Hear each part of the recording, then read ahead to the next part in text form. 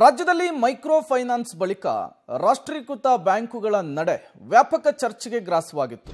ಈ ಕುರಿತಂತೆ public TV ಕೂಡ ವರದಿಯನ್ನು ಪ್ರಸಾರ ಮಾಡಿತ್ತು. ಪಬ್ಲಿಕ್ ಟಿವಿಯ ಮತ್ತೊಂದು ಇಂಪ್ಯಾಕ್ಟ್ ಸ್ಟೋರಿ ಇದು. ಸುದ್ದಿ ಬಿತ್ತರವಾದ ಅರ್ಧ ಗಂಟೆಯಲ್ಲಿಯೇ ಇಂಪ್ಯಾಕ್ಟ್ ಆಗಿದೆ. ರಾಷ್ಟ್ರೀಕೃತ ಬ್ಯಾಂಕ್ನ ಕಿರುಕುಳಕ್ಕೆ ಬ್ರೇಕ್ ಬಿದ್ದಿದೆ.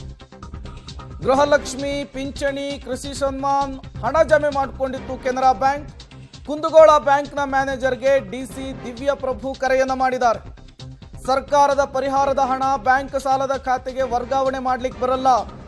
ಯಾರ ಖಾತೆಯಿಂದ ಹಣವನ್ನ ವರ್ಗಾವಣೆಯಾಗಿದೆಯೋ ಅವರ ಖಾತೆಗೆ ಹಣವನ್ನ ವಾಪಸ್ ಹಾಕಿ ಅಂತ ಹೇಳಿದ್ದಾರೆ.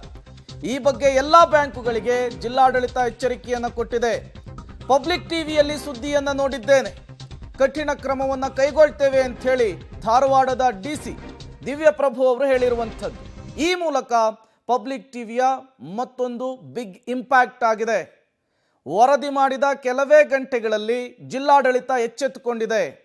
ಜನರ ಸಮಸ್ಯೆಗೆ ಧ್ವನಿಯಾಗುವಂತಹ ಕೆಲಸವನ್ನ ನಿಮ್ಮ ಪಬ್ಲಿಕ್ ಟಿವಿ ಮಾಡಿದೆ.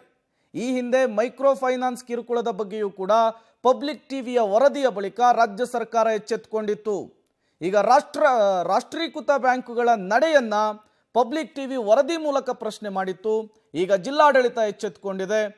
ಇದು ಪಬ್ಲಿಕ್ ಟಿವಿಯ ಬಿಗ್ ಇಂಪ್ಯಾಕ್ಟ್ ಸ್ಟೋರಿ. ಅಂದರೆ ಎಲ್ಲ ಬ್ಯಾಂಕುಗಳಿಗೂ ಕೂಡ ಈಗಾಗಲೇ ಹೋದ ಮುಂಗಾರು ಸಂದರ್ಭದಲ್ಲಿನೇ ಎಲ್ಲ ಬ್ಯಾಂಕುಗಳಿಗೂ ಲೀಡ್ ಬ್ಯಾಂಕ್ ಮ್ಯಾನೇಜರ್ ಮುಖಾಂತರ ಒಂದು ಕಟ್ಟುನಿಟ್ಟಾದ ಸೂಚನೆಯನ್ನು ಕೊಟ್ಟಿದ್ದೀವಿ.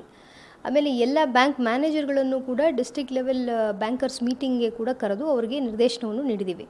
ಅಂದರೆ ಈಗ ಯಾವುದೇ ಒಂದು ಸರ್ಕಾರದ ಯೋಜನೆಗಳಿಂದ ಬರುವಂಥ ಅಮೌಂಟನ್ನು, ಪರಿಹಾರ ಧನವನ್ನು ಸಾಲಕ್ಕೆ ಸರಿದೂರಿಸಬಾರದು ಅಂತ ಅವರಿಗೆ ಡೈರೆಕ್ಷನ್ ಕೊಟ್ಟಿದ್ದೀವಿ.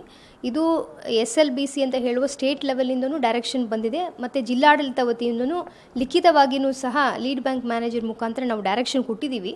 ಹಿಂದಿನ ಸಂದರ್ಭಗಳಲ್ಲಿ ಒಂದೆರಡು ಸಮಯ ನಮಗೆ ಈ ಥರ ಮಾಡಿದ್ದ ಬ್ಯಾಂಕ್ಗಳಿಗೆ ವಾರ್ನಿಂಗನ್ನು ಕೂಡ ಮಾಡಿ ಅಲ್ಲಿಂದ ಮತ್ತೆ ವಾಪಸ್ ರೈತರ ಖಾತೆಗೆ ಕೂಡ ಮಾಡಿದ್ದೀವಿ. ಈಗಲೂ ಕೂಡ ಈಗ ಮೊನ್ನೆ ನಾವು ಹೋದ ಮುಂಗಾರಿಗೆ ಸಂಬಂಧಪಟ್ಟಂತೆ 43 ಕೋಟಿ ರೂಪಾಯಿ ರೈತರ ಖಾತೆಗೆ ಕೂಡ ಜಮಾ ಮಾಡಿದ್ದೀವಿ. ಆ ಸಂದರ್ಭದಲ್ಲಿಯೂ ಸಹ ಲೀಡ್ ಬ್ಯಾಂಕ್ ಮ್ಯಾನೇಜರ್ಗೂ ಕೂಡ ಈ ಒಂದು ಸೂಚನೆಯನ್ನು ಕೊಟ್ಟಿದ್ದೀವಿ.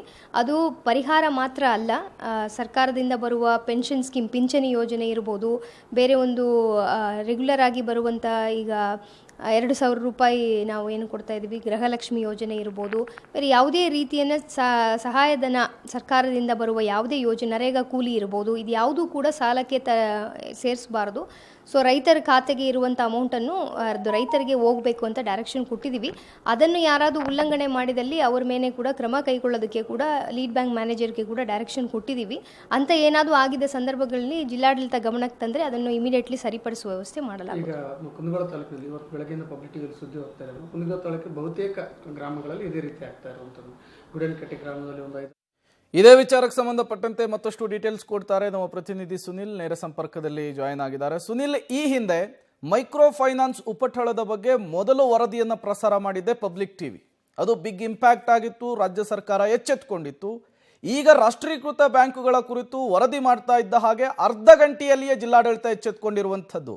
ಜನ ಏನು ಹೇಳ್ತಾ ಇದ್ದಾರೆ, ಜಿಲ್ಲಾಧಿಕಾರಿಗಳು ಈ ಬಗ್ಗೆ ಏನು ಹೇಳಿದ್ರು ಅಂತ? ಪ್ರೇಮ್, ಕೇವಲ ಸುದ್ದಿ ಬಿತ್ತರ ಮಾಡುವುದಷ್ಟೇ ಅಲ್ಲ, ಆ ಸುದ್ದಿಯನ್ನ ಜನರ ಬಳಿಗೆ ತೆಗೆದುಕೊಂಡೋಗಿ ಸಂಬಂಧಪಟ್ಟ ಅಧಿಕಾರಿಗಳಿಗೆ ಎಚ್ಚರಿಸಿ ಅದನ್ನು ಇಂಪ್ಯಾಕ್ಟ್ ಮಾಡುವಲ್ಲಿ ಪಬ್ಲಿಕ್ ಟಿವಿಯೇ ಮೊದಲು ಎಂಬ ಘೋಷವಾಕ್ಯ ಮತ್ತೊಮ್ಮೆ ಸಾಬೀತಾಗಿರುವಂಥದ್ದು. ಈಗಾಗಲೇ ನೀವು ಹೇಳಿದಂತೆ ಮೈಕ್ರೋ ಫೈನಾನ್ಸ್ ವಿಚಾರ ರಾಜ್ಯದಲ್ಲಿ ಚರ್ಚೆ ಆಯಿತು. ರಾಜ್ಯ ಸರ್ಕಾರ ಬ್ರೇಕ್ ಆಗಲು ಹಲವಾರು ನೀತಿಯ ನಿಯಮಗಳನ್ನು ತಂತು. ಅದೇ ರೀತಿ ಜಿಲ್ಲಾಡಳಿತ ಧಾರವಾಡದಲ್ಲಿ ಆಗ್ತಿರುವಂತಹ ರಾಷ್ಟ್ರೀಕೃತ ಬ್ಯಾಂಕ್ನಿಂದ ಕಿರುಕುಳ ಆಗ್ತಿರುವಂತಹ ಸುದ್ದಿ 3 ಗಂಟೆ 15 ನಿಮಿಷಕ್ಕೆ ಪ್ರಸಾರವಾಗುತ್ತೆ. ಪ್ರೇಮ್, 4 ಗಂಟೆ ಒಳಗಡೆ ಅದಕ್ಕೆ DC ಅವರು ರಿಯಾಕ್ಟ್ ಮಾಡ್ತಾರೆ. ಅಂದರೆ ಸುದ್ದಿಯ ಪ್ರಖರತೆ ಮತ್ತು ಸುದ್ದಿಯ ಪ್ರಭಾವ ಎಷ್ಟಿರೋದನ್ನು ಊಹಿಸಬಹುದು. ಈಗ ಈ ಬಗ್ಗೆ ಪಬ್ಲಿಕ್ ಟಿವಿಗೆ ಮಾಹಿತಿ ನೀಡಿರುವಂತಹ ಜಿಲ್ಲಾಧಿಕಾರಿಗಳು ವರ್ಗಾವಣೆ, ಯಾವುದೇ ರೀತಿಯ ಪರಿಹಾರದ ಹಣವನ್ನು ಮತ್ತು ಸರ್ಕಾರದ ಯೋಜನೆ ಹಣವನ್ನು ಸಾಲದ ಖಾತೆಗೆ ವರ್ಗಾವಣೆ ಮಾಡಿಕೊಡಲೇ ಬರೋದಿಲ್ಲ. ಹೀಗಾಗಿ ನಾವು ಕೂಡಲೇ ಈಗಾಗಲೇ ಲೀಡ್ ಬ್ಯಾಂಕ್ ಮ್ಯಾನೇಜರ್ಗೆ ಬರಲು ಹೇಳಿದ್ದೇನೆ.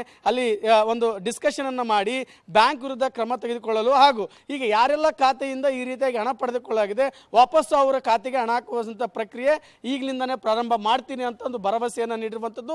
ಆ ಭರವಸೆಗೆ ತಕ್ಕಂತೆ ಈಗ ಸಭೆಯನ್ನು ಕೂಡ ಮಾಡ್ತಾ ಇರುವಂಥದ್ದು. ಸೊ ಹೀಗಾಗಿ ಆ ಒಂದು ಕುಂದಗೋಳ ತಾಲೂಕಿನ ಜನತೆ ದೂರವಾಣಿ ಮುಖಾಂತರ ಪಬ್ಲಿಕ್ ಟಿವಿಗೆ ಶುಭಾಶಯ ಕೂಡ ತಿಳಿಸಿರುವಂಥದ್ದು.